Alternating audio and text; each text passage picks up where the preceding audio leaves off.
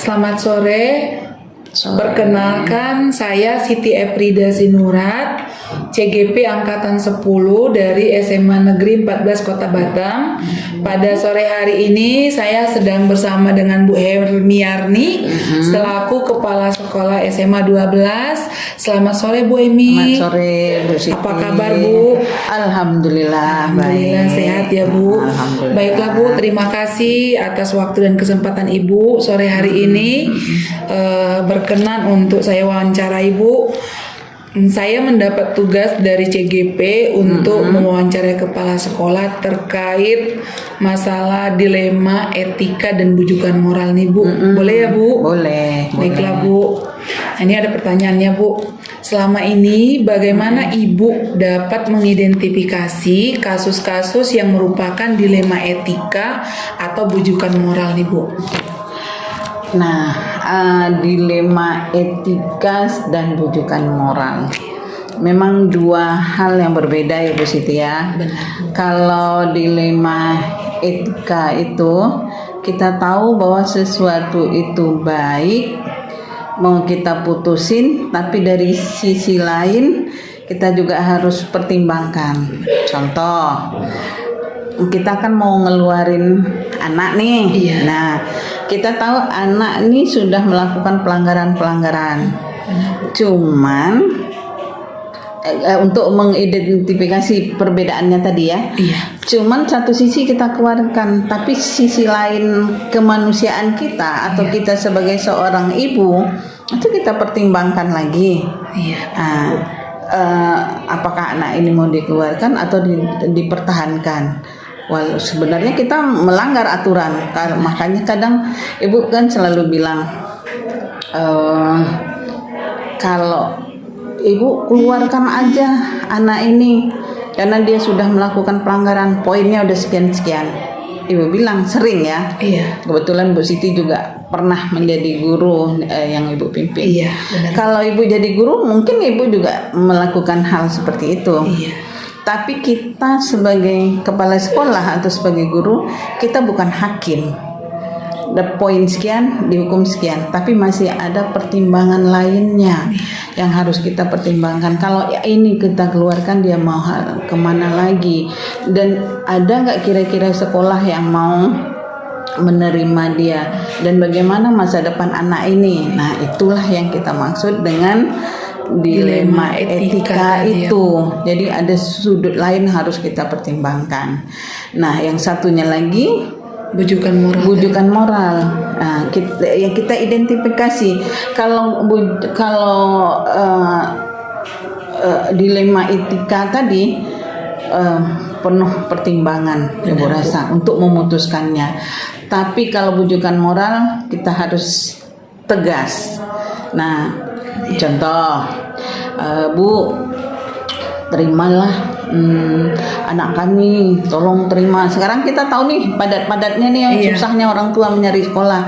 Nanti saya bayarlah dengan uang sekian, atau kami belilah bangku. Nah, kita harus tegas bahwa sifat ini adalah sifat yang tidak baik. Jadi kita harus bisa membedakan, kita identifikasi masalahnya apakah itu merupakan bujukan moral atau etika tadi gitu. Kalau menurut ibu seperti itu, ada waktunya kita harus mempertimbangkan, ada waktunya kita harus tegas dalam mengambil keputusan. Iya, benar Bu. Gitu.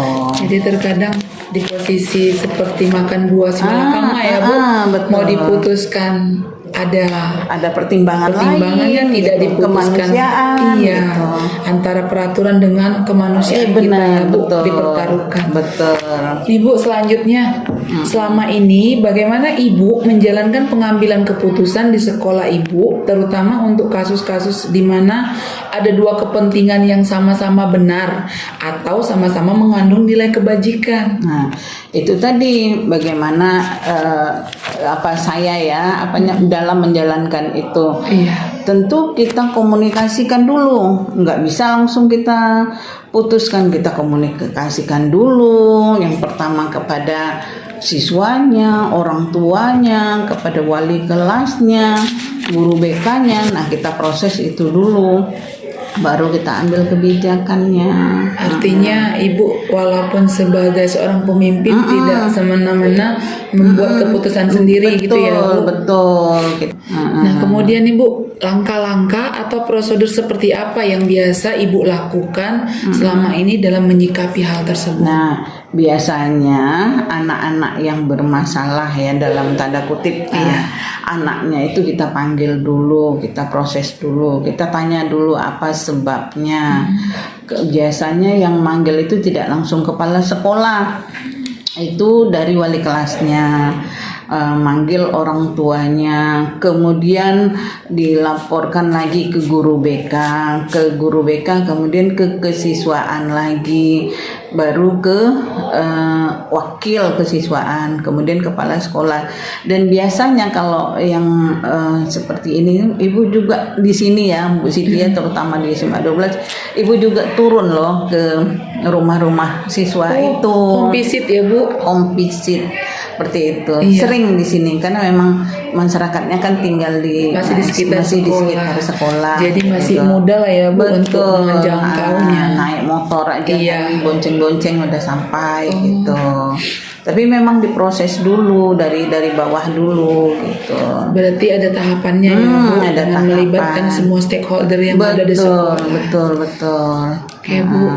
Nah berikutnya Bu, hal-hal apa saja yang selama ini Ibu anggap efektif dalam pengambilan keputusan pada kasus-kasus dilema etika? Yang paling efektif kalau menurut Ibu untuk mengambil keputusan dilema itu apa tadi? Dilema etika. Dilema etika tuh yang paling penting bagi Ibu adalah kejujuran siswa itu sendiri. Kalau siswa itu sudah jujur tentang permasalahannya, orang tuanya juga jujur, mudah bagi kita untuk mencari solusinya. Tapi kalau muridnya nggak jujur, orang tua nggak jujur, ya kita untuk membantu mencari solusi itu sulit gitu. Nah, jadi memang jujurlah, tidak ada yang ditutup-tutupin. Misalkan kalau dia terlambat, dia tidak masuk sekolah tuh apa sebabnya. Nah, orang tua juga harus tahu. Gitu. Jadi memang dituntut untuk siswa itu terbuka dan jujur. Berarti orang tua memang berperan penting ya Bu untuk komunikasi yang baik dengan pihak sekolah. Kadang-kadang kita juga melibatkan masyarakat kan. Contohnya Bu. kita dulu tokoh masyarakat kita panggil gitu. Mungkin orang tua, anak dan orang tua hanya tahu sekitar di rumahnya aja, tapi di lingkungan kan kita minta masyarakat juga bisa memantau anak tersebut gitu. Benar Bu. Kemudian nih Bu, hal-hal apa saja nih Bu yang merupakan tantangan bagi Ibu dalam mengambil keputusan pada kasus-kasus dilema etika? Tantangannya Setiap ini pasti ada tantangan. Benar. Tantangannya bisa dari siswa yang lain dan bisa juga dari guru.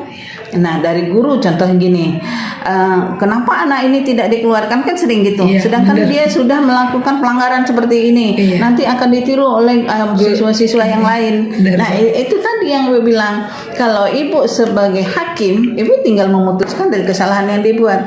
Tapi kan kita sebagai guru atau sebagai kepala sekolah itu kan penuh pertimbangan untuk masa depan anak itu sendiri. Nah, itulah tantangannya, bagaimana kita memberi pengertian, memberi masukan kepada guru-guru.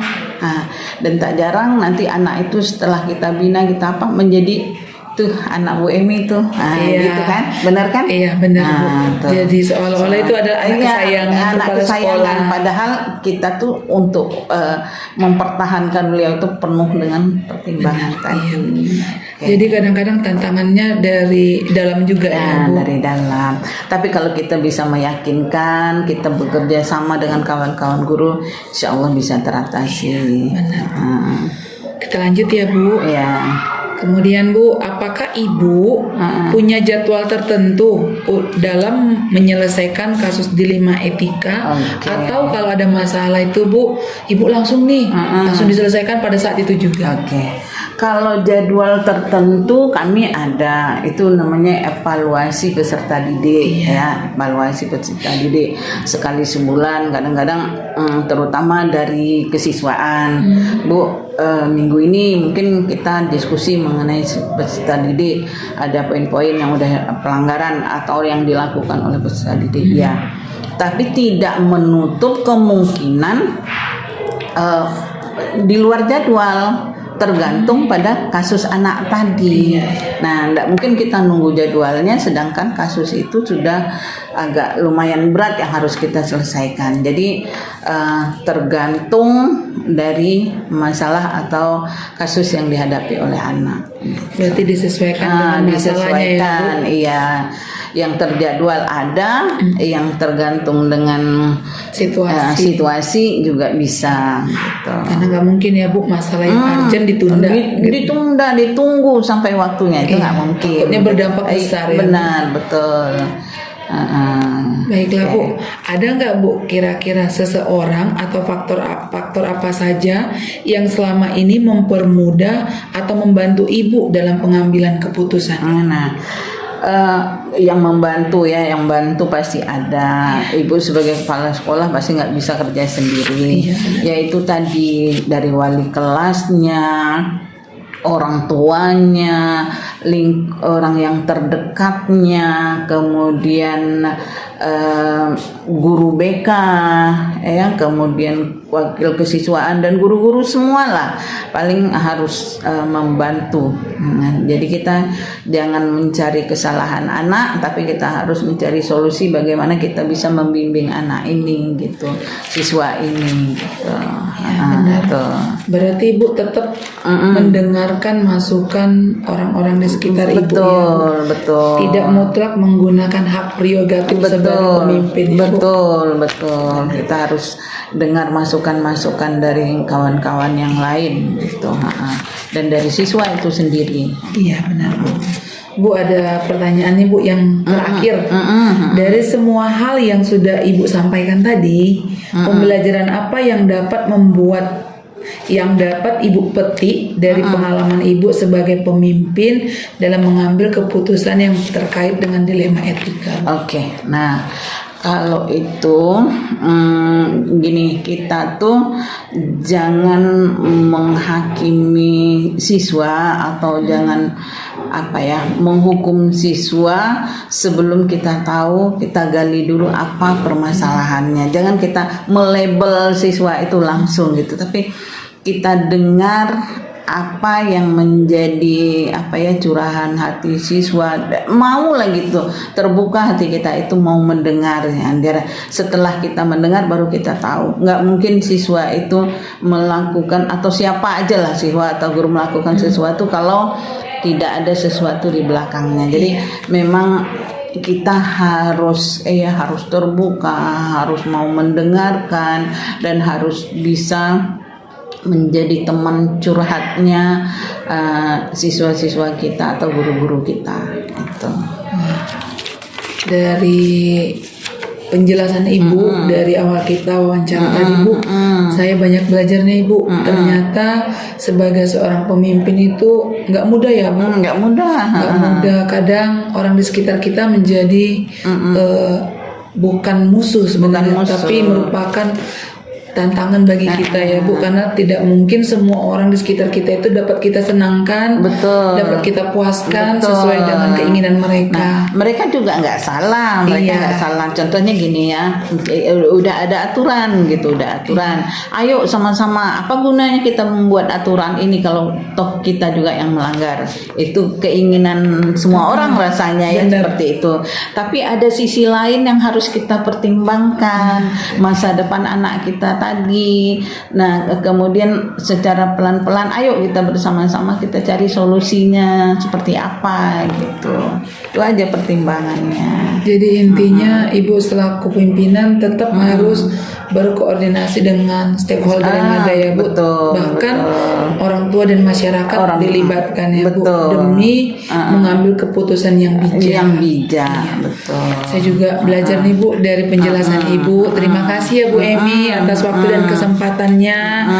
Sampai bertemu lagi Bu. Mudah-mudahan Ibu sehat terus. Amin. Untuk memimpin SMA 12 ini menjadi sekolah yang lebih baik lagi ya Bu.